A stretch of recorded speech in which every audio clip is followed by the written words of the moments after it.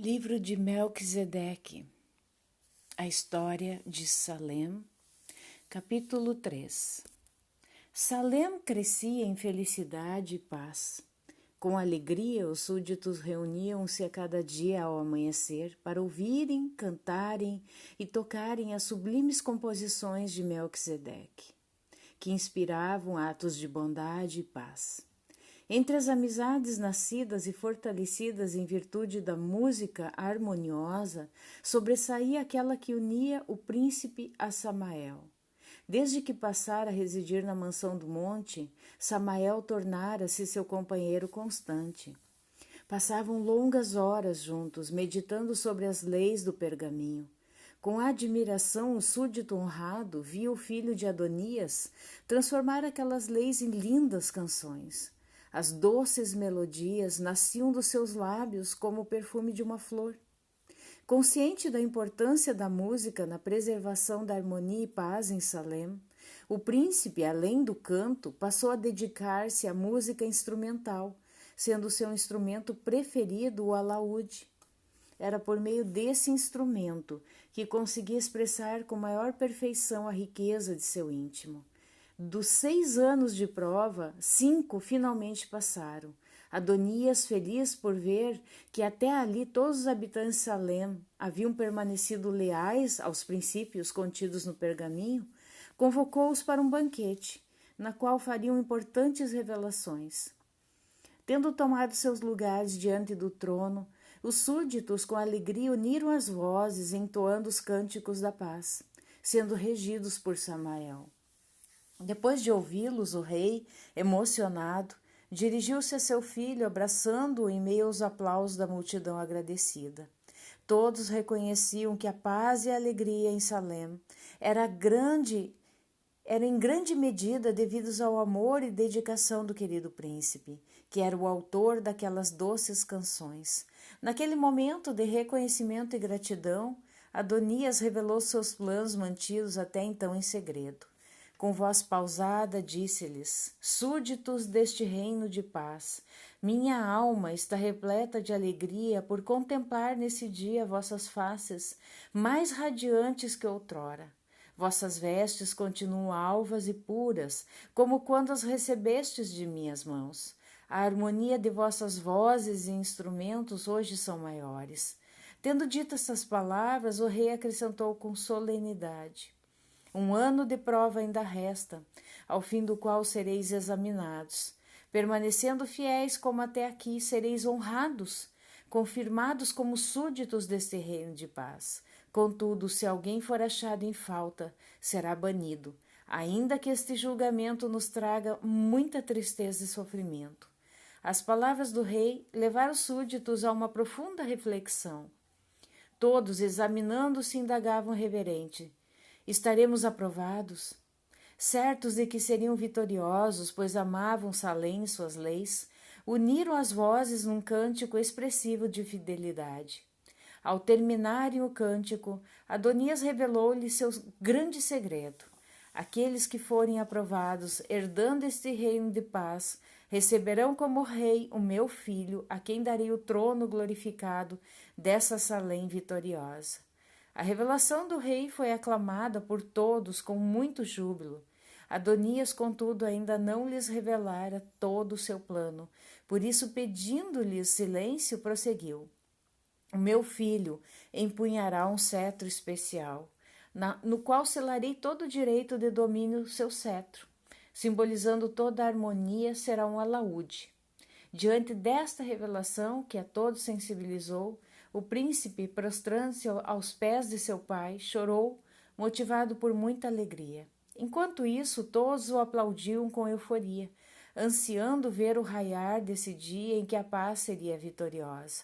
Adonias, chamando para junto de seu filho a Samael, concluiu dizendo: no governo dessa Salem vitoriosa, tenho proposto fazer de Samael o primeiro depois de Melquisedeque. A ele será confiado o pergaminho das leis, devendo ser o guardião da honra desse reino triunfante. Capítulo 4. Samael, ao conhecer os planos de Adonias quanto ao futuro de Salem, encheu-se de euforia. Contemplava agora risonho aquela cidade sem igual, imaginando seu futuro de glória. Considerando as palavras do rei de que ele seria o segundo no reino, deixou ser dominado por um sentimento de exaltação. Ele, que até ali, em obediência às leis do pergaminho, vivera uma vida de humildade, começava a orgulhar-se de sua posição. Em seu devaneio, sentia-se junto ao trono, tendo os súditos de Salem a seus pés, aclamando com louvores sua grandeza. Samael, totalmente dominado por esse sentimento, não dava por conta de que estava sendo conduzido para um caminho perigoso. O orgulho que o seduzira estava gerando o egoísmo que logo se manifestaria em cobiça. Uma semana após a revelação de Adonias, os súditos promoveram uma festa em homenagem a Melquisedeque, o futuro rei de Salem. Vendo-o aclamado por tantos louvores, Samael teve o coração tomado por um estranho sentimento de inveja, fruto do orgulho e do egoísmo. Não podia suportar o pensamento de ser deixado em segundo plano. Não era ele tão formoso e sábio quanto o príncipe? Era quase impossível disfarçar tal sentimento de infelicidade. Outrora, Samael encontrara indizível prazer nos momentos em que, ao lado do príncipe, recitava as leis contidas no pergaminho, que eram transformadas em lindas canções. Agora, tais momentos tornaram-se desagradáveis, pois aqueles princípios contrariavam os seus ideais. Decidiu, contudo, não revelar seus sentimentos de revolta. Suportaria o antiquado pergaminho até que, com sua autoridade, pudesse bani-lo do novo reino que seria estabelecido. Não seria ele o guardião daquelas leis? Essa vitória procuraria alcançar mediante sua influência e sabedoria. Julgando poder influenciar o filho de Adonias com seus sonhos de grandeza, Samael aproximou-se dele com euforia e passou a falar-lhe das glórias do reino vindouro, onde os dois, cobertos de honras, desfrutariam dos louvores de uma Salem vitoriosa. Seriam eles os heróis do mais perfeito reino estabelecido entre os homens. As delirantes palavras do súdito honrado trouxeram preocupação e tristeza ao coração do jovem príncipe, pois não refletiam os ensinamentos de amor e humildade do pergaminho. Vendo o seu íntimo amigo em perigo, Melquisedeque, com uma ternura jamais revelada, conduziu-o para junto do trono, onde, tomando o pergaminho, passou a ler compassadamente os seguintes parágrafos: o reino de Salem será firmado sobre a humildade, pois esta virtude é a base de toda a verdadeira grandeza. A humildade é fruto do amor, sendo contrária ao orgulho, que pode manter uma criatura presa ao pó, fazendo-a contentar-se com suas limitações, iludindo-a como se as mesmas fossem de infinito valor. A humildade consiste no esquecimento de si, e este numa vida de abnegado serviço pelos semelhantes. Samael, esforçando-se para encobrir sua indignação ante a leitura do pergaminho que para ele era ultrapassado, disse ao príncipe em tom de conselho amigo: meu bom companheiro, reinaremos numa Salem vitoriosa, que fulgurará muito acima deste pergaminho, cujos princípios foram cumpridos fielmente nesses anos de prova. A plena liberdade não será a glória de Salem?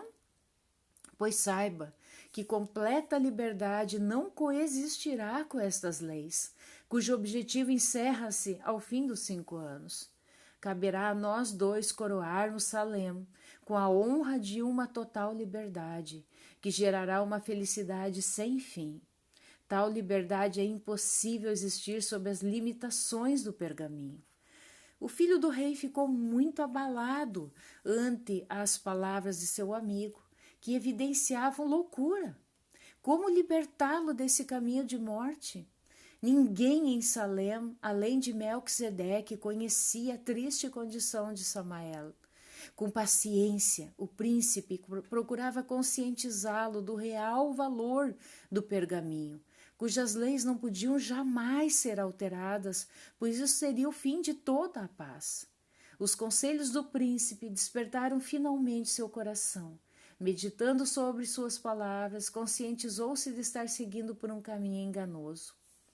Ao ver nos olhos daquele a quem tanto amava as lágrimas do arrependimento, o filho de Adonias alegrou-se com sua vitória sobre o orgulho e o egoísmo. Os dias que seguiram-se à libertação foram cheios de realizações. O príncipe revelava-se ainda mais amigo, disposto a dar tudo de si para que seu companheiro pudesse prosseguir triunfante no caminho da humildade. Naqueles dias de júbilo, foi dada a ele a honra de conhecer o cetro que estava sendo moldado. No momento de descuido, Samael, que voltara a desfrutar paz de espírito, permitiu que seu coração novamente ficasse possuído por um sentimento de grandeza, que fez desencadear nova tormenta em sua alma. Esse sentimento misto de orgulho e cobiça lhe sobreveio no momento em que o príncipe mostrava-lhe o dourado alaúde, no qual estava sendo impresso o selo de todo o domínio.